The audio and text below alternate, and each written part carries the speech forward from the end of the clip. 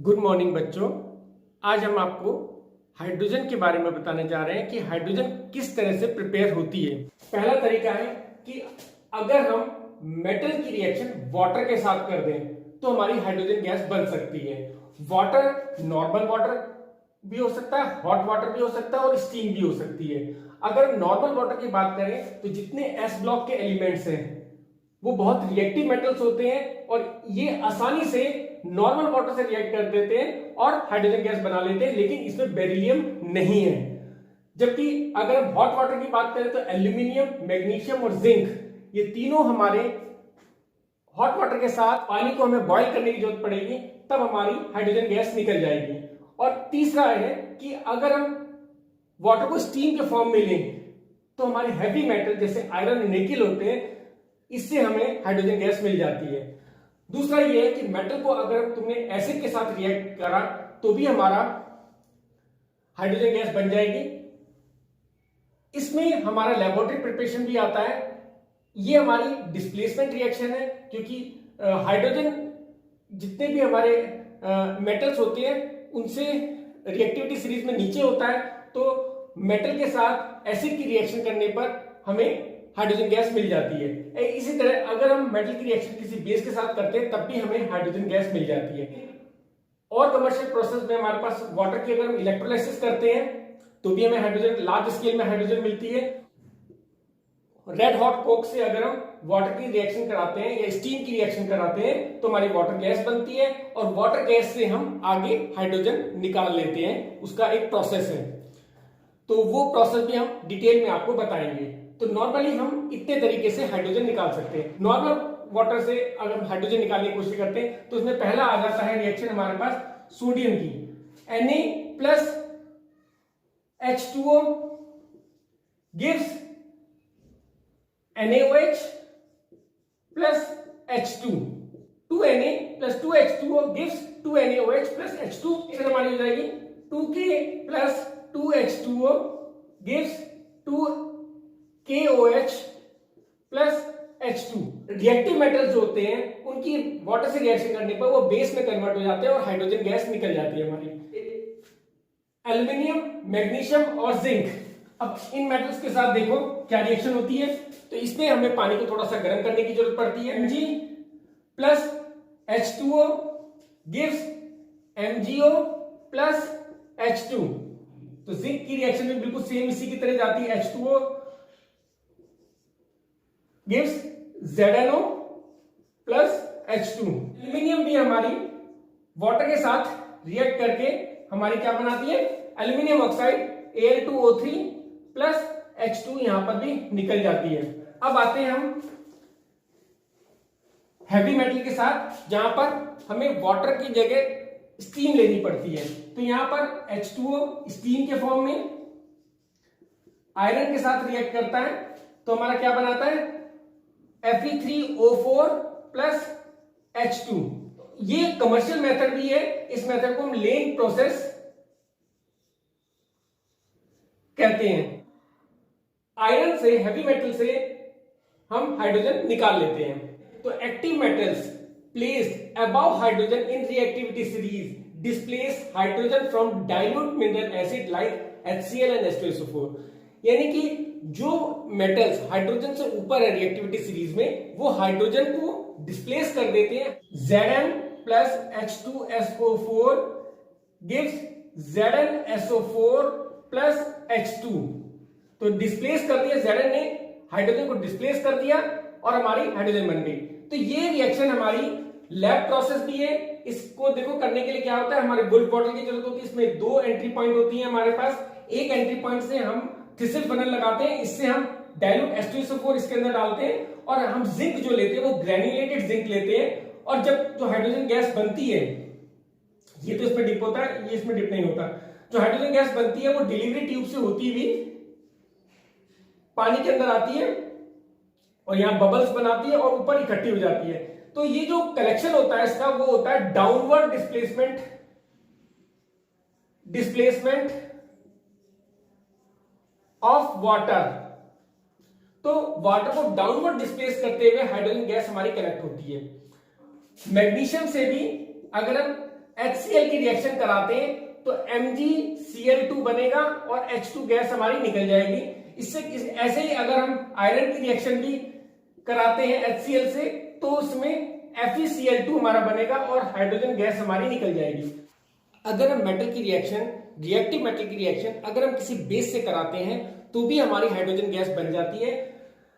Reactive metal जैसे कि beryllium हो गया, एल्यूमिनियम हो गया, जिंक हो गया, टिन हो गया, ये सब स्ट्रॉन्ग एल्कलीज के साथ रिएक्ट करके, स्ट्रॉन्ग एल्कली का मतलब होता है सोडियम हाइड्रोक्साइड और पोटेशियम हाइड्रोक्साइड, इनके साथ रिएक्ट करके हमारी हाइड्रोजन गैस बनाते हैं। बेरिलियम की अगर हम सोडियम हाइड्रोक्साइड से रिएक्शन कराते हैं तो हमारा सोडियम बेरिलेट बनता है और हाइड्रोजन गैस हमारी रिलीज हो जाती है। इसी तरह एल्यूमिनियम की रिएक्शन अगर हम सोडियम हाइड्रोक्साइड से कराते हैं तो हमारा क्या बनता है, सोडियम मेटा एल्यूमिनेट 2Na-Al-O2 और हाइड्रोजन गैस हमारी निकलती है। इस तरह जिंक के साथ भी अगर हम रिएक्शन कराते हैं तो सोडियम जिंकेट बनेगा और हमारी हाइड्रोजन गैस रिलीज हो जाएगी। अब आते हैं एक और तरीके पे, जिस तरीके से हम कमर्शियली हाइड्रोजन को प्रिपेयर कर सकते हैं लार्ज स्केल में। इस तरीके में हम क्या करते हैं, वाटर की इलेक्ट्रोलिसिस करते हैं, यानी वाटर का ब्रेक डाउन करते हैं, वाटर को हम तोड़ देते हैं। तो कैसे तोड़ेंगे, इलेक्ट्रिसिटी की हेल्प से तोड़ेंगे। With the help of electricity we can break water into hydrogen and oxygen gas. Water लिया हमने और ये ब्रेकअप हो गया हाइड्रोजन गैस में और ऑक्सीजन गैस में। एक बीकर में वाटर लेना पड़ेगा।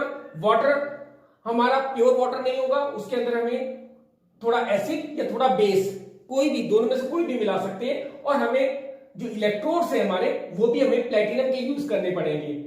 निकिल और प्लेटिनम दोनों में किसी के भी यूज कर सकते हैं। हम वैसे प्लेटिनम ज्यादा प्रेफर करते हैं यूज करने के लिए। और इलेक्ट्रिसिटी पास करनी पड़ेगी, बहुत ज्यादा इलेक्ट्रिसिटी की जरूरत पड़ती है पानी को ब्रेकअप करने के लिए। और हमारा कैथोड पर हाइड्रोजन गैस बनेगी और एनोड पर हमारी ऑक्सीजन गैस बनेगी। वाटर जो है वो H+ आयन और OH आयन में टूट जाएगा। तो ये तो हमारी इलेक्ट्रोलिसिस होगी। अब कैथोड पर क्या होगा, कैथोड पर हमारा हाइड्रोजन जो H+ आयन है वो एक इलेक्ट्रॉन लेंगे, H एटम में कन्वर्ट हो जाएंगे और वो 2 H एटम मिलकर हमारे हाइड्रोजन गैस बना लेंगे। इसी तरह हमारा एनोड पर क्या होगा, OH- आयन जो है वो इलेक्ट्रॉन देंगे और OH में कन्वर्ट हो जाएंगे और 2 OH हमारे मिलकर जो है वो H2O बनाएंगे और एक मॉलिक्यूल ऑक्सीजन का निकाल देंगे। तो ये पूरा का पूरा प्रोसेस हमारा इलेक्ट्रोलिसिस कहलाता है। इसमें हमें इलेक्ट्रिसिटी की बहुत ज्यादा जरूरत होती है। अगर इलेक्ट्रिसिटी सस्ती है तो ये मेथड सबसे बेस्ट मेथड है हाइड्रोजन बनाने के लिए। अब एक और कमर्शियल तरीका जिस तरीके से हम हाइड्रोजन गैस बना सकते हैं वो है हम कोक की रिएक्शन स्टीम से करा दें। यानी रेड हॉट कोक को हम रेड हॉट करते हैं, उसमें हम स्टीम पास करते हैं 1270 डिग्री केल्विन और निकल कैटलिस्ट की प्रेजेंस में। तो हमारी कार्बन मोनोऑक्साइड और हाइड्रोजन इस गैस का कॉम्बिनेशन 1:1 का कॉम्बिनेशन जो कि हमारा वाटर गैस कहलाता है, तो ये बनता है। वाटर गैस हमारी बहुत इंपॉर्टेंट गैस है। पहली बात, वाटर गैस एक इंडस्ट्रियल फ्यूल है क्योंकि इसको बनाना बहुत आसान है और इससे हमारी बहुत सारी एनर्जी निकलती है जो हमारे इंडस्ट्री में काम आती है। इसके बाद है, क्योंकि वाटर गैस से हम बहुत सारे हाइड्रोकार्बन बना सकते हैं, मिथेनॉल बना सकते हैं, इसलिए इसको हम सिंथेसिस गैस यानी सिन गैस भी कहते हैं। तो सिन गैस क्या है, actually syn gas water gas है। हमें ये रिएक्शन भी लिखनी है और बताना है इसके बारे में कि ये सिन गैस क्यों कहलाती है, क्योंकि इसके द्वारा बहुत सारे हाइड्रोकार्बन और मिथेनॉल बना सकते हैं। Production of water gas from coal and coke is called coal gasification.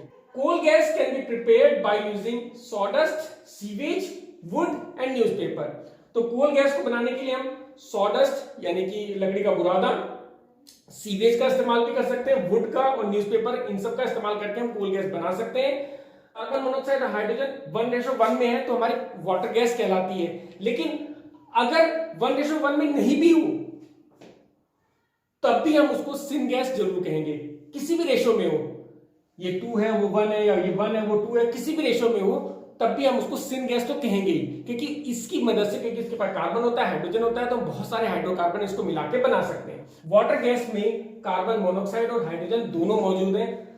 हमें वाटर गैस से हाइड्रोजन को अलग करना है। इसको अलग करने के लिए हम क्या करते हैं, हम वाटर गैस को स्टीम के थ्रू पास करते हैं। इसमें और हम स्टीम डालेंगे 673 केल्विन और आयरन क्रोमेट कैटलिस्ट लेकर, तो हमारी कार्बन मोनोऑक्साइड कार्बन डाइऑक्साइड में चेंज हो जाएगी और कार्बन डाइऑक्साइड और हाइड्रोजन को अलग करना थोड़ा आसान होता है। ये पूरी की पूरी रिएक्शन हमारी वाटर गैस शिफ्ट रिएक्शन कहलाती है, जो कि एक इंपॉर्टेंट रिएक्शन है। इसके नाम से ये रिएक्शन तुम्हारे पेपर में पूछी जाती है, what is water gas shift reaction. तो ये हमारी वाटर गैस शिफ्ट रिएक्शन है।